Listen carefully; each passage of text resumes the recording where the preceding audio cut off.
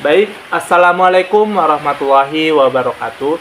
Kami dari kelompok 9 akan menjawab pertanyaan-pertanyaan yang telah diberikan kepada kelompok kami dari kelompok 2. Yang pertama pertanyaannya yaitu, masalah pendidikan seperti apa yang harus mendapat perhatian serius baik dari pemerintah maupun masyarakat? Jawabannya menurut kami yang pertama yaitu kesenjangan akses pendidikan. Banyak daerah terutama di daerah terpencil atau miskin masih sulit mengakses pendidikan berkualitas. Pemerintah perlu fokus pada pemerataan infrastruktur pendidikan di seluruh wilayah. Dengan pembangunan sekolah baru, meningkatkan sarana dan prasarana yang ada, serta memberikan fasilitas transportasi yang memadai bagi siswa di daerah terpencil. Yang kedua yaitu kualitas guru. Kualitas pendidikan sangat dipengaruhi oleh kualitas pengajaran. Di Indonesia, meskipun sudah ada berbagai program pelatihan untuk guru, masih ada ketimpangan antara kualitas guru di kota besar dengan kota terpencil. Pemerintah harus meningkatkan pelatihan, kesejahteraan, dan distribusi guru secara merata. Pertanyaan yang kedua yaitu, permasalahan apa saja di dalam dunia pendidikan di Indonesia yang sering menjadi kendala untuk mencapai tujuan pendidikan Indonesia? Menurut kami, yang pertama yaitu sistem evaluasi dan ujian yang menekan. Sistem ujian nasional yang sangat menekankan pada hasil ujian sebagai ukuran keberhasilan pendidikan dapat menekan siswa dan mengalihkan fokus dari pengembangan keterampilan penting lainnya, seperti kreativitas, kepemimpinan, dan kerjasama.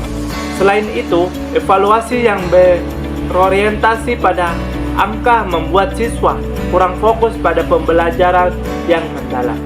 Yang kedua yaitu rendahnya pendidikan yang tidak memadai. Meskipun alokasi anggaran pendidikan di Indonesia sudah mencapai 20% dari total anggaran negara, namun dalam prakteknya, pendanaan yang tersedia seringkali belum cukup untuk memenuhi semua kebutuhan, terutama di daerah-daerah yang terpencil. Banyak sekolah yang kesulitan menyediakan fasilitas yang memadai dan memenuhi standar pendidikan yang diperlukan.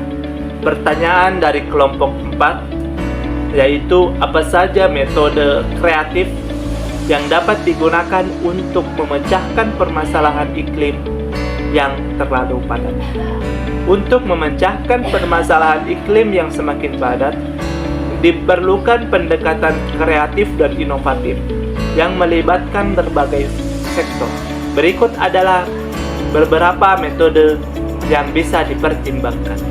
Yang pertama yaitu teknologi hijau dan energi terbarukan. Inovasi dalam sumber energi terbarukan seperti tenaga surya, angin, biomasa dapat mengurangi ketergantungan pada bahan bakar fosil. Yang kedua yaitu merancang kota ramah lingkungan dengan ruang terbuka hijau. Bangunan hemat energi dan infrastruktur berbasis transportasi publik untuk mengurangi emisi karbon dan meningkatkan kualitas udara. Yang ketiga yaitu menerapkan prinsip ekonomi sirkuler untuk mengurangi limbah dengan mendaur ulang material, memperpanjang masa pakai barang, dan mengurangi konsumsi sumber daya alam. Pertanyaan kedua yaitu, bagaimana peran pendidikan inklusif dalam mengatasi diskriminasi terhadap siswa berkebutuhan khusus? Pendidikan inklusif memiliki peran yang sangat penting dalam mengatasi diskriminasi terhadap siswa berkebutuhan khusus. Secara umum, pendidikan inklusif bertujuan untuk menciptakan lingkungan belajar yang ramah dan mendukung bagi semua siswa tanpa memandang perbedaan, termasuk siswa dengan stabilitas dan kebutuhan khusus. Berikut adalah beberapa peran untuk pendidikan inklusif dalam mengatasi diskriminasi. Yang pertama yaitu mendorong kesetaraan dan keadilan. Pendidikan inklusif memastikan bahwa semua anak, termasuk yang berkebutuhan khusus, memiliki akses yang setara terhadap pendidikan berkualitas. Hal ini menghapuskan pemisahan yang seringkali terjadi antara siswa dengan kebutuhan khusus dan siswa lainnya, yang seringkali berujung pada diskriminasi dan stigma. Yang kedua yaitu mengubah pandangan masyarakat. Pendidikan inklusif membantu merubah cara pandang masyarakat terhadap anak berkebutuhan khusus. Baik, di sini saya akan menjawab pertanyaan dari kelompok 5. Adapun pertanyaannya yaitu kenapa bisa terjadi masalah relevansi pendidikan. Baik. Masalah relevansi pendidikan terjadi ketika kurikulum dan metode pengajaran tidak sesuai dengan kebutuhan dunia nyata seperti pasar kerja dan perkembangan teknologi. Adapun beberapa faktor yang menyebabkan masalah ini antara lain yaitu perubahan cepat dalam teknologi. Kurikulum tidak selalu dapat mengikuti perkembangan teknologi yang cepat sehingga apa yang dikerjakan di sekolah bisa menjadi usang. Kemudian kebutuhan pasar kerja yang berubah. Pasar kerja yang terus berkembang dan keterampilan yang dibutuhkan bisa berubah, sementara pendidikan mungkin tidak dapat menyesuaikan dengan cepat dan tepat. Kemudian keterbatasan sumber daya. Beberapa sekolah mungkin tidak memiliki sumber daya untuk memperbaharui kurikulum atau melatih guru dengan keterampilan baru. Kurangnya keterlibatan industri, kurangnya kolaborasi antara lain institusi pendidikan dan industri juga bisa menyebabkan pendidikan tidak relevan dengan kebutuhan dunia kerja. Kemudian pertanyaan kedua yaitu bagaimana cara mengatasi relevansi pendidikan. Untuk mengatasi masalah relevansi pendidikan, adapun langkah-langkah yang akan saya berikan yaitu pembaruan kurikulum. Kurikulum harus memperbarui secara berkala untuk mencerminkan perkembangan terbaru selama dalam teknologi dan kebutuhan pasar kerja. Kemudian pelatihan guru, memberikan pelatihan berkelanjutan kepada guru agar mereka tetap update dengan keterampilan dan pengetahuan terbaru. Selanjutnya, kolaborasi dengan industri, meningkatkan kerjasama antara institusi pendidikan dan industri untuk memastikan bahwa kurikulum sesuai dengan kebutuhan dunia kerja. Selanjutnya, integrasi teknologi, mengintegrasikan teknologi dalam pembelajaran untuk membantu siswa mengembangkan keterampilan digital yang relevan. Pendekatan pembelajaran beasiswa berbasis proyek. Adapun pendekatan pembelajaran berbasis proyek yaitu menggunakan metode pembelajaran yang melibatkan proyek nyata dan kerja tim untuk membantu siswa menerapkan pengetahuan dalam konteks praktis. Baik, itulah pertanyaan dari kelompok 6 yaitu bagaimana efektivitas pendekatan analisis masalah dalam pendidikan yang lebih menekankan pada penyelesaian struktural dibandingkan dengan pendekatan yang lebih berfokus pada penyelesaian masalah individu dan psikologis siswa. 1. Efektivitas pendekatan analisis masalah dalam pendidikan. Pendekatan struktural. Definisi, pendekatan ini berfokus pada perubahan sistem pendidikan secara keseluruhan seperti kurikulum, kebijakan, dan infrastruktur. Kemudian kelebihan, perubahan jangka panjang. Perubahan jangka panjang menghasilkan perubahan yang lebih bertahan lama karena memperbaiki akar masalah. Kemudian meningkatkan keseluruhan, dapat meningkatkan kualitas pendidikan secara menyeluruh bukan hanya pada individu tertentu. Kemudian efisiensi. Adapun efisiensi memungkinkan penggunaan sumber daya secara lebih efisien karena ditinjau pada sistem bukan pada kasus. Selanjutnya, implementasi yang lama, memerlukan waktu yang lama untuk melihat hasilnya. resistensi terhadap perubahan, bisa menghadapi banyak hambatan termasuk dari guru, staf, dan institusi pendidikan. Kemudian pendekatan individu dan psikologis. Definisi pendekatan ini berfokus pada masalah yang dihadapi oleh individu siswa, termasuk aspek psikologis dan emosional. Kemudian hasil yang cepat. Kelebihan yaitu hasil yang cepat dapat memberikan dampak positif dengan cepat pada siswa yang bersangkutan. Selanjutnya pendekatan personal. Pendekatan personal menghargai kebutuhan dan perbedaan individu siswa yang bisa meningkatkan kesejahteraan dan kinerja mereka. Kemudian dukungan emosional, membantu siswa yang mengalami masalah psikologis atau emosional yang mungkin tidak terdeteksi oleh pendekatan struktural. Selanjutnya kekurangan. Adapun kekurangan yaitu cakupan terbatas, yaitu hanya membantu individu tertentu dan tidak menyelesaikan masalah yang lebih luas dalam sistem pendidikan. Sumber daya yang besar, memerlukan banyak waktu dan tenaga dari konselor atau psikolog. Baik, saya akan menjawab pertanyaan dari kelompok 7. Pertanyaannya, apa saja faktor utama yang menyebabkan rendahnya kualitas pendidikan di beberapa daerah di Indonesia dan bagaimana cara mengatasinya? Yang pertama yaitu keterbatasan infrastruktur. Masalahnya banyak sekolah yang tidak memiliki fasilitas memadai seperti gedung, sekolah yang layak, laboratorium, perpustakaan, dan akses internet. Solusinya, pemerintah perlu meningkatkan alokasi anggaran pendidikan untuk pembangunan infrastruktur di daerah terpencil. Selain itu, kolaborasi dengan sektor swasta melalui program CSR bisa membantu mempercepat perbaikan fasilitas. Yang kedua yaitu kurangnya tenaga pendidik yang berkualitas. Di daerah terpencil seringkali kekurangan guru atau guru yang ada tidak memiliki kualifikasi yang memadai.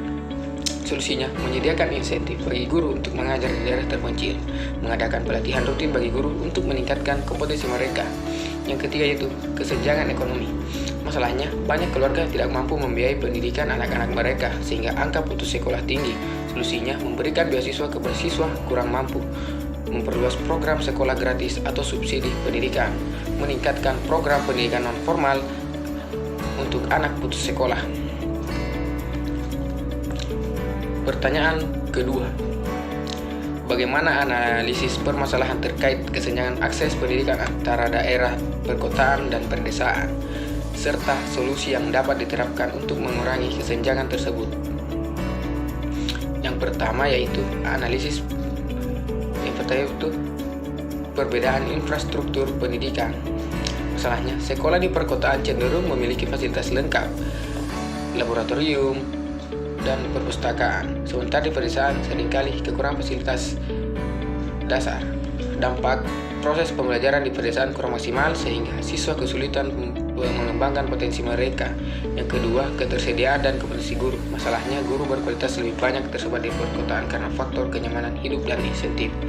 Daerah pedesaan sering kekurangan guru atau memiliki guru yang kurang terlatih. Dampaknya, pendidikan di pedesaan tidak mampu bersaing karena kurangnya transfer pengetahuan yang memadai.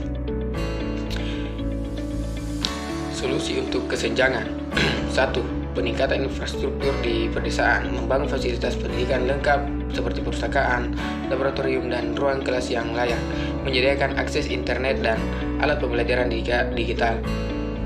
2. Distribusi guru yang merata, memberikan insentif berupa tunjangan khusus, perumahan, dan fasilitas bagi guru yang bertugas di pedesaan, meningkatkan pelatihan guru secara berkala, termasuk melalui pelatihan daring. Memanfaatkan teknologi untuk mendukung pembelajaran jarak jauh dengan bimbingan guru dari kota. Penyediaan transportasi dan sekolah satelit, menyediakan transportasi khusus untuk siswa yang berlokasi jauh dari sekolah, membangun sekolah satelit di daerah terpencil untuk menjangkau lebih banyak anak. Baik, itulah jawaban dari kelompok kami. Baik, saya akan menjawab pertanyaan dari kelompok 10. Pertanyaan pertama, bagaimana cara analisis faktor-faktor penyebab rendahnya kualitas pendidikan di daerah terpencil di Indonesia, dan solusi apa saja yang paling efektif untuk mengatasi kesenjangan pendidikan antara kota dan desa. Faktor penyebab rendahnya kualitas pendidikan daerah terpencil dan solusinya. Faktor penyebab itu akses terbatas ke infrastruktur dan fasilitas pendidikan, kekurangan guru berkualitas, keterbatasan teknologi dan internet, kondisi ekonomi keluarga yang kurang mendukung pendidikan, hambatan budaya dan bahasa. Solusi: meningkatkan infrastruktur dan fasilitas pendidikan, memperkenalkan pembelajaran jarak jauh dan teknologi, memberikan insentif dan pelatihan untuk guru, bekerja sama dengan LSM untuk pendampingan, pemberdayaan ekonomi lokal untuk mendukung pendidikan. Yang kedua, apa dampak sistem ujian nasional yang terlalu menekankan pada aspek kognitif terhadap perkembangan karakter siswa, dan bagaimana cara untuk merancang sistem evaluasi yang lebih holistik tanpa mengabaikan standar akademik?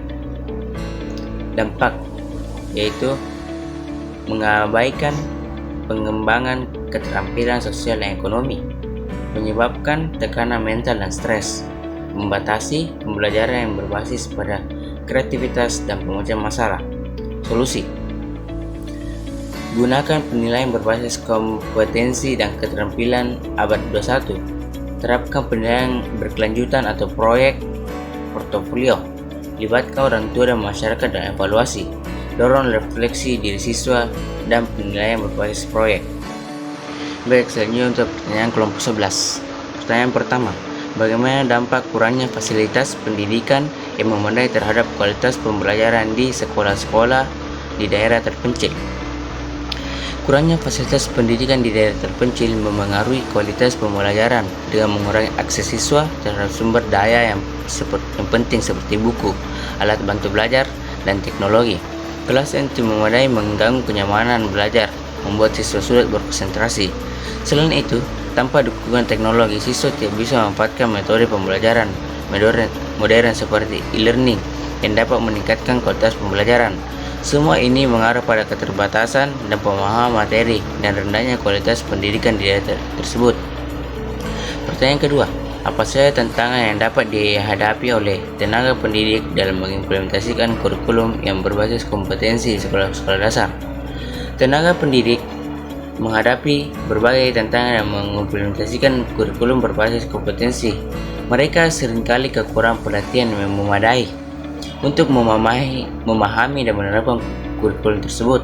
Selain itu, waktu yang terbatas untuk merencanakan dan menilai proses belajar mengajar membuatnya sulit untuk mengukur perkembangan kompetensi siswa secara menyeluruh.